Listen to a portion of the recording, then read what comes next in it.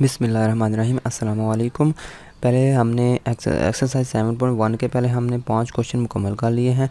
उसके बाद हम करते हैं क्वेश्चन नंबर 6। क्वेश्चन नंबर 6 को हम लिखते हैं। पहले सबसे पहला स्टेप जो होता है उसमें देखें हमने पढ़ा था कि सबसे पहले जो है ना उसको अरेंज करते हैं। देखिए first of all arrange the given equation of the curve into descending powers of x and y. तो सबसे पहले हम इसको रीअरेंज करते हैं, बल्कि ऑलरेडी रीअरेंज हुआ है। यानी कि सबसे पहले डिग्री कितनी है, 3 है। इसकी भी डिग्री इस टर्म की, यानी कि टर्म की डिग्री 3 है, इस टर्म की डिग्री 2 है, एक एक्स वाली एक वाई वाली, और इस वाई की डिग्री 2 है। इस तरह ग्रेजुअली नीचे डिग्रीज़ कर रहा है, तो ये पहले से अरेंज हुआ है। ठीक है, तो हम जस्ट इसकी जो है ना अगर हमने सबसे पहले हॉरिजॉन्टल एसिम्प्टोट फाइंड करने हैं तो हमने क्या करना है, equate coefficient of highest powers of x to 0 if any. यानी कि हाईएस्ट पावर ऑफ एक्स जो होगी ना उसके जो कोफिशिएंट होंगे उनको हम 0 के इक्वल पुट कर लेंगे, तो हम देखेंगे कि वो हमारी जो है ना हॉरिजॉन्टल एसिम्प्टोट होगा। तो हम लिखते हैं सोल्यूशन में, हम लिखेंगे गिवन कर्व इज़, ये जो गिवन कर्व है इसको इसी तरह लिख देते हैं। और सबसे पहले हम हॉरिजॉन्टल एसिम्प्टोट्स फाइंड करते हैं। HA मैंने लिखा है horizontal asymptote. Putting highest power terms of x equal to 0। जो सबसे पावर जो है ना हाईएस्ट पावर वाली कौन कौन सी है, एक्स वाली एक ही टर्म है, एक्स स्क्वायर वाली इससे छोटी पावर तो 1 है, और यानी कि एक्स स्क्वायर वाली एक ही टर्म है और एक्स स्क्वायर वाली कोई नहीं है। अब हमने क्या करना है, पुटिंग हाईएस्ट पावर टर्म्स, ठीक है, कोफिशिएंट उनके जो है ना, यानी कि पुटिंग हाईएस्ट पावर कोफिशिएंट, ठीक है ना, putting coefficient of highest power terms of x is equal to 0। तो हाईएस्ट पावर एक्स की एक्स स्क्वायर है, तो इसके साथ क्या लिखा हुआ है वाई, तो वाई इसका कोफिशिएंट है, तो वाई को हम 0 के इक्वल पुट कर लेते हैं। तो वाई इज इक्वल टू 0, ये क्या है हमारा एक हॉरिजॉन्टल एसिम्प्टोट है। तो हम लिखेंगे which is horizontal asymptote of the given curve. ठीक है, ये जो गिवन कर्व थी ये वाली, इसका ये जो हमने हॉरिजॉन्टल एसिम्प्टोट फाइंड किया है y इज इक्वल टू 0। अब हम चलते हैं वर्टिकल एसिम्प्टोट की तरफ। ठीक है, y, या मैं इसको लिखता हूँ VA, यानी कि वर्टिकल एसिम्प्टोट हम फाइंड करने हैं। तो अब इसमें क्या करेंगे, putting coefficient of highest terms of y equal to 0। अब y की हाईएस्ट पावर देखेंगे कौन सी है, y की हाईएस्ट पावर तो y की पावर 2 है। इसके कोफिशिएंट क्या क्या हैं, एक है x और एक है 1। इसका मतलब है x प्लस 1, ये इसका कोफिशिएंट बनता है। ठीक है, तो हम लिखेंगे x, एक x है दूसरा 1 है, इन दोनों को कोफिशिएंट को हम इज इक्वल टू 0 के इक्वल पुट कर लेंगे। ठीक है, तो ये जो x is equal to -1 value आई है, ये हमारा क्या है, ये हमारा वर्टिकल एसिम्प्टोट है, विच इज़ वर्टिकल एसिम्प्टोट। ठीक है, तो अब हमें पता है कि जितनी डिग्री होती है उतने ही जो है उसके एसिम्प्टोट आते हैं। यानी कि इसकी डिग्री 3 है, तो इतने ही इसके एसिम्प्टोट मैक्सिमम हो सकते हैं। यानी कि इसकी सबसे बड़ी पावर 3 है। ठीक है, तो 3 है, यानी कि इस पूरी टर्म की पावर, इस पूरी कर्व की डिग्री 3 है। ये 2 एसिम्प्टोट हमारे पास आ चुके हैं, 1 और 2। तो अब इसके बाद हमारे पास जो है तीसरा एसिम्प्टोट फाइंड करने के लिए हम क्या करेंगे, ओब्लीक एसिम्प्टोट फाइंड करेंगे। Arranging given curve in descending order, जो पहले से वो डिसेंडिंग ऑर्डर में जो है ना गिवन थी, उसको हमने क्या किया, अब दोबारा हमने ओब्लीक एसिम्प्टोट फाइंड करने के लिए हमने क्या किया, इसको इधर ये लफ्ज़ लिख दिए हैं, arranging given curve in descending order. इसको हम 2 का नाम दे देते हैं। अगर हमने पीछे अगर 1 का नाम दिया हुआ है कहीं, हमने 1 का नाम अभी नहीं दिया, इसको हम 1 का नाम दे देते हैं। ठीक है, तो अब क्योंकि हमने ओब्लीक एसिम्प्टोट फाइंड करने हैं, तो इसमें हाईएस्ट डिग्री वाली टर्में कौन कौन सी हैं, एक तो ये है, इसकी पावर 3 है, इसकी पावर भी 3 है। यानी कि सबसे बड़ी पावर वाली जो टर्में हैं वो 2 ही हैं, एक ये वाली है एक ये वाली। हम लेट कर लेते हैं, लेट फाई n, यानी फाई 3 लिख देते हैं, क्योंकि डिग्री 3 है, इन दोनों की हाईएस्ट डिग्री 3 है। तो phi 3 of x comma y लिख देते हैं। वो कौन कौन सी टर्में हैं, एक ये वाली है एक ये वाली है, तो इनको अलहदा से लिख लेते हैं, x square y plus x y square. ठीक है, अब हमने क्या करना है, इनको पुट करना है x is equal to, put x is equal to 1 and y is equal to m। ये पुट करके इसके अंदर पुट कर देते हैं, तो ये सिर्फ और सिर्फ m की शक्ल में आ जाएगी। फाई 3 और m लिख दे देंगे, m की शक्ल में आ जाएगी, क्योंकि x भी ख़त्म हो जाएगा, y भी, तो हम x कॉमा y नहीं लिखेंगे, सिर्फ m की शक्ल आ जाएगी। तो इधर हम सिर्फ m लिखेंगे, तो x की जगह 1 रखें तो 1 का स्क्वायर 1 होता है, y की जगह m रखें तो m हो जाएगा इधर। ठीक है, प्लस x की जगह 1 रखें तो 1, y का स्क्वायर यानी कि m का स्क्वेयर।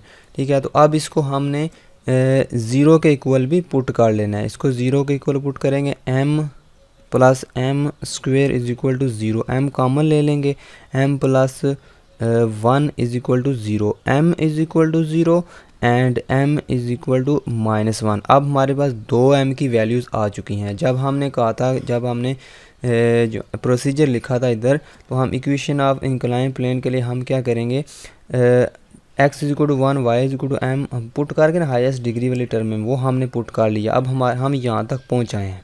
ठीक है, हमारे पास m की वैल्यूज़ आ चुकी हैं। एक m की वैल्यू 0 आई है, एक m की वैल्यू -1 आई है। अब हमने c की वैल्यू मालूम करनी है। c की वैल्यू के लिए हम, अगर हमारे पास सिंगल वैल्यू है, जैसे ये 0 भी एक सिंगल वैल्यू है और ये m इज इक्वल टू -1 भी एक सिंगल वैल्यू है, अगर सिंगल वैल्यू आ जाती है तो हम ये वाला फार्मूला इस्तेमाल करते हैं c की वैल्यू मालूम करने के लिए। तो ये वाला फार्मूला आप लगाते हैं।